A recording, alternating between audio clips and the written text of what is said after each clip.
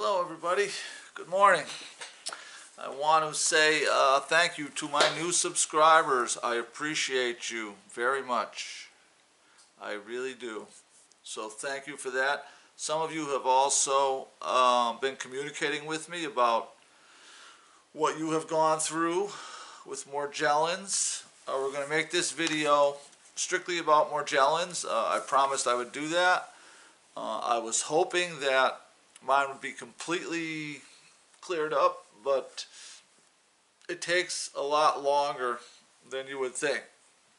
But the only reason I'm still wearing this cheesy white t-shirt is so that you can actually see the progress. See, there's nothing new on this side, but it seemed like the infection, the infestation had grown so much that there's so much material to remove. Every time I remove some, it seems like it leads to more, but I actually think I am at the end of it, and I have said this a few times already, but I did also find more stuff in the back of my scalp, and once I got that out, it seemed to be moving along a little faster. I do have this long one right here in my neck, and it's been very slow going, but I think I'm almost through with it. So that's the update on mine.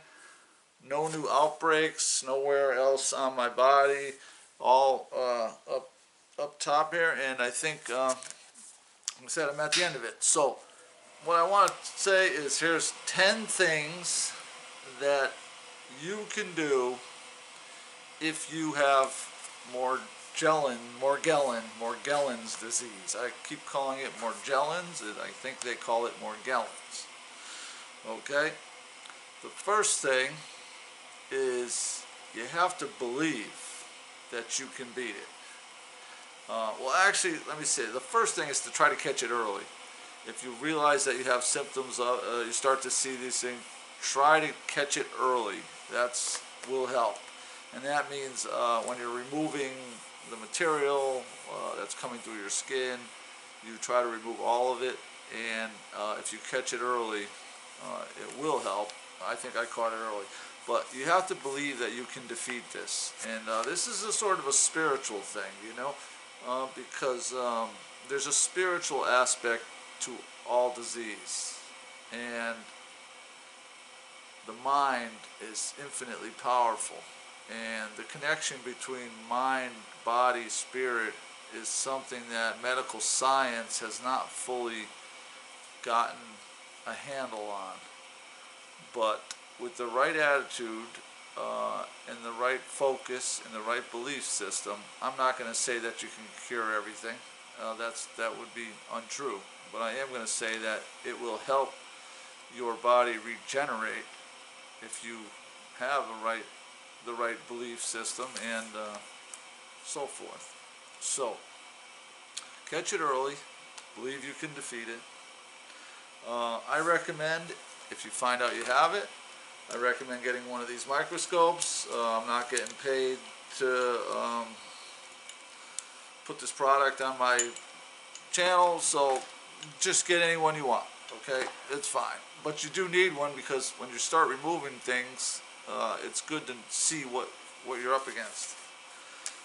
That helped me a lot to understand what I was dealing with. I would also, if you realize you have it, try to exercise a little more. Not heavy exercise, but the type of exercise that tones up your muscles. That muscle tone will help a little, I believe. And this is an important one. Check your scalp often.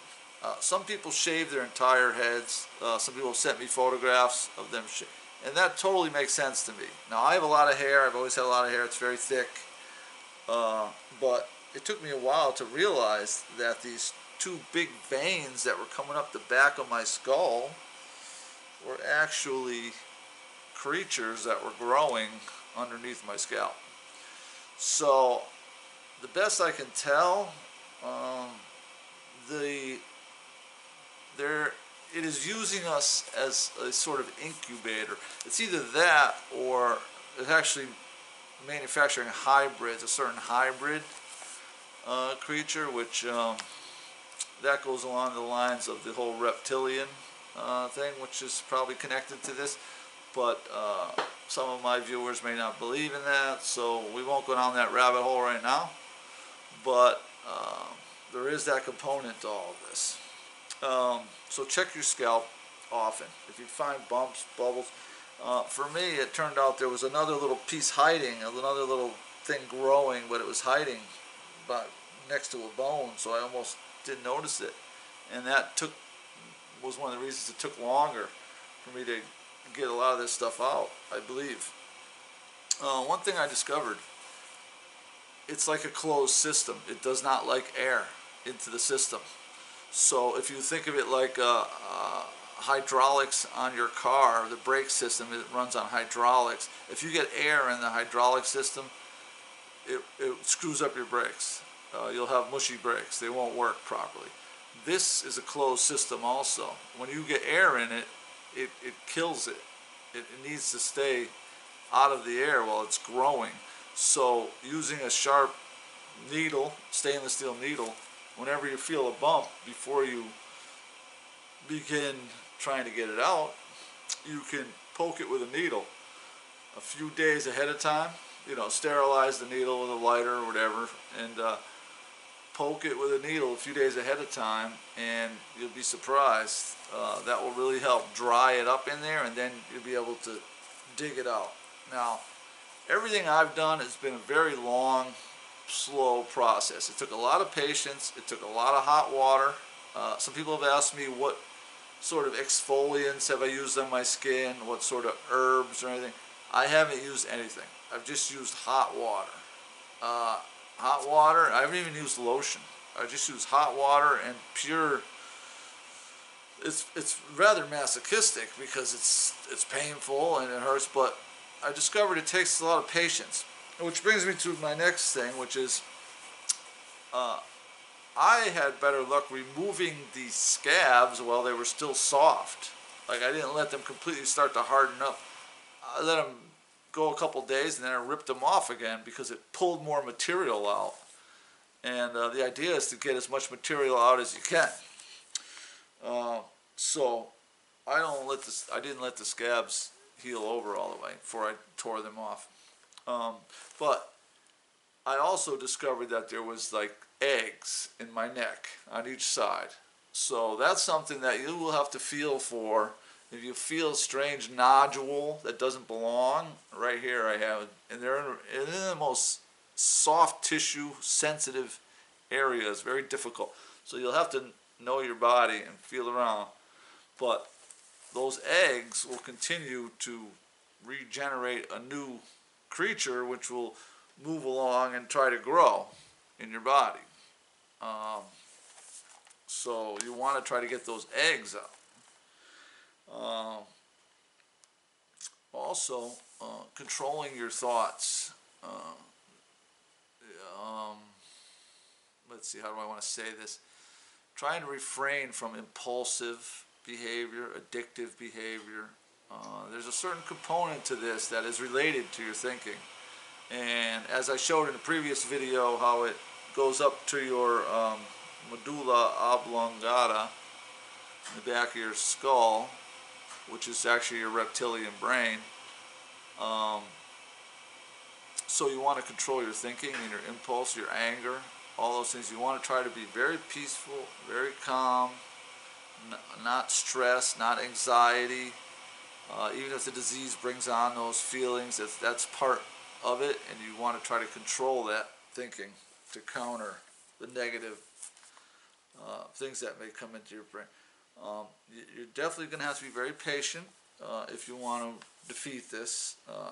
Also, as an observation, I think that as soon as you get it, it's almost like bugs will be attracted to you. Like every time you go out in the woods, you'll get a new bite. And I feel like there's an accumulative effect to this thing where maybe the first bite didn't really actually do much except swell up something or leave a little mark or something. But after a while, you keep getting bit by these different vectors, which are all the different insects, and each time they're delivering a little bit more, until it's enough where it begins to grow. And this is purely theoretical, but I believe that is the case. I think it's and I also think there's some type of signal that gets sent out to attract more insects to you once you've already been in the process of getting this aggravating disease. So that's another thing. And it definitely regenerates. And so what does that mean? Well, it means that if you don't get it all out, if you don't remove all of it, it continues to haunt you and regenerate. So the idea is to remove the entire, the eggs, the fibers, everything. So what happened to me is as I get near the end of it, which I believe is near the end of it, I'm getting these really wiry kind of hairs, you know, and I compare it to, it's like chicken wire dipped in clay, and the clay hardens just a little. So when you go to rip the chicken wire out, that's kind of what it feels like when you're trying to rip these hairs out. And what I found out is as I'm plucking them out, is that some of them have a lot more material on them, and those seem to be the ones that really, like over here, there was a couple of them that only when I ripped the scab off and pulled out, did I pull out one that had a lot of material that I didn't even know was there. And so then things started to get better. Now I don't have any of these wiry hairs. I don't feel that today. It's not itchy, and it's not these wiry. There still may be some, but it's not as bothersome. So there are some that have more material connected to them, and they're deeper in, and you have to get those out too in order to get the entire thing to heal up. As I've had a terrible time with this one section right here and in the back of my neck, which seems to be very common in everyone, and that's because I believe it's connected to the medulla oblongata, the reptilian brain. So those are a few things that you can do if you get Morgellons, and stay positive, believe you can defeat it, be vigilant, be patient. Often I'll put hot water for a long time until it's very swelled up or come to the surface, and then poke it with a pin. The air gets in there, let it sit for a couple days. When you start to get coming to the surface where you're digging something out, don't be afraid to pull the scab off when it's soft. And the doctor might tell you not to pick, but if you want to remove it the way I have, if you want to try and do that, then that's what I recommend. But most importantly, I think what drives it, now this is theoretical, but I believe what drives it is what the creatures that grow. So they're growing and they're sort of pulling everything along as they grow. And some people have reported, having bugs come out their ear, having things come out when they vomit, there's things living inside their stomach. So there's a lot more that needs to be learned about this. I would say, though, there's one thing that this is an appeal to any attorneys that are out there. The CDC and the medical community is not even calling this a disease yet. So people are getting treated very unfairly by the medical community. I think it may be time for a class action lawsuit against the CDC or whatever government agency is in charge of medicine and everything, because it's obviously causing people a lot of pain, aggravation. Some people are committing suicide, and it's so unnecessary. If they got treated better, perhaps that wouldn't happen. So I think there is potential for a class action lawsuit here. I'm just saying. I was going to go to law school, but then COVID hit. I decided not to, but it looks like it has all the makings. Somebody just sued the FBI here in the United States, which is considered the Justice Department. Now, I'm not sure how you go about doing all that, but if there's an attorney out there, there's something to be said for this, even if it's just to make change, because there definitely is room for improvement, a lot of room for improvement here. So, I don't want to make this video too long. Thank you all for listening.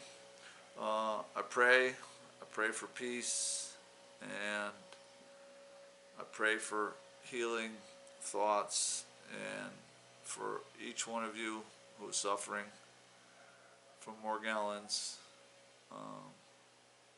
Please accept my kind and healing thoughts.